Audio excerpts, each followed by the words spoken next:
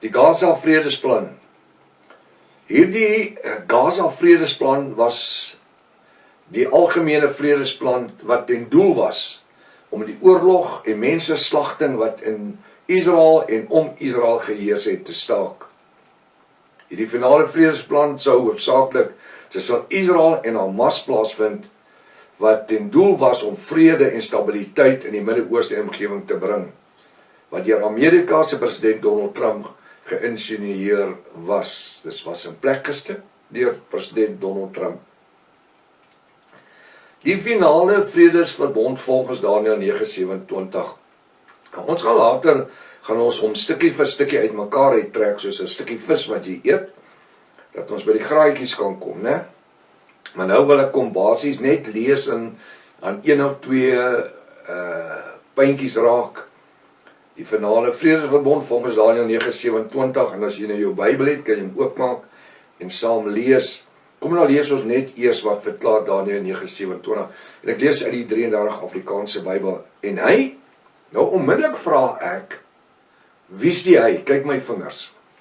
So in rooi. Wie's die hy? En hy, wie's die hy? Sal 1 week lank, nou 1 week, is die finale vredesverbondsweek, die 70ste week van Daniël se 70 weke. Nou wil ek weer sê, en ek het al tot vervelings gesê, ek het 'n grafiek wat alles op het, wat op jou selfoon pas, in kleur, dis gratis. As u regtig belangstel, kan jy my net 'n WhatsApp stuur by hierdie nommer, sê net prof stuur vir my die grafieke, dan stuur ek vir jou die Engels en die Afrikaans, en jy het altyd op jou foon, en jy kan op jou tyd met dit sit en werk. Halleluja. En hy, wie's die hy? Dis die vraag onmiddellik.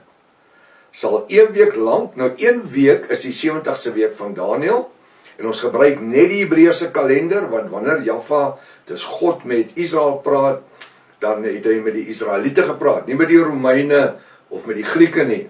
So ons gebruik nie 'n Romeinse kalender of 'n Griekse kalender, of ons gebruik die Hebreëse kalender. Nou in die Hebreëse kalender is daar 12 maande, elke maand bestaan uit 30 dae, is 360 dae, en vir die jaar, daar's nie sekere dae wat 28 dae het, en anders 27, en dan is skrikkeljaar, en dan skrik iemand vir iets anderste, en dan is daar 365, en 'n kwartdag. Ek het nog nooit die kwartdag gesien.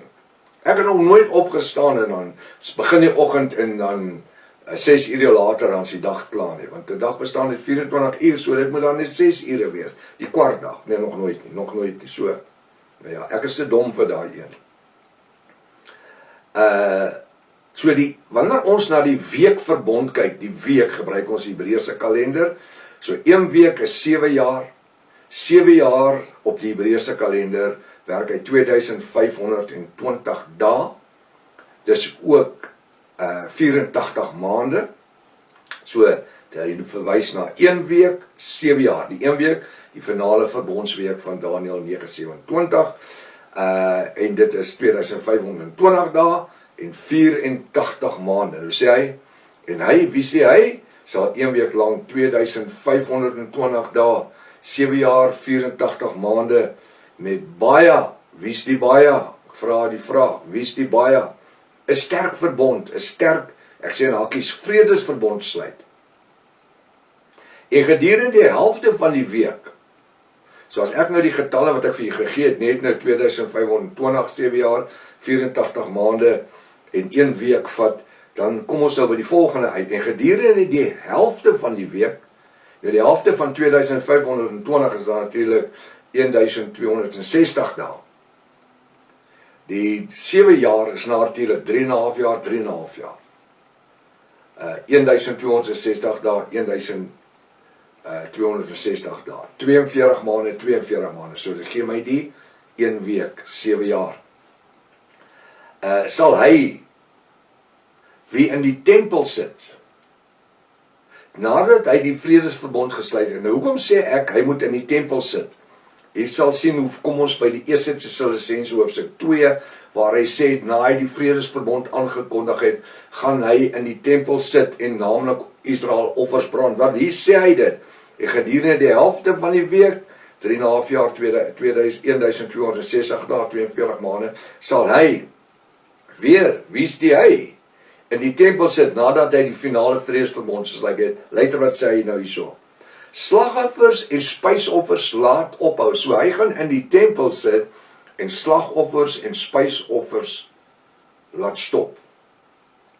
Dit beteken, hy maak 'n einde daaraan. So as president Donald Trump dan die vredemaker is, soos wat hy homself vooruitgemaak het, en hy bring die vredesverbond van 7 jaar, en hy initieer hierdie 7 jaar vredesverbond, dan moet hy sekerlik vir 7 jaar in die tempel gaan sit, en offers, naamlik Israel brand.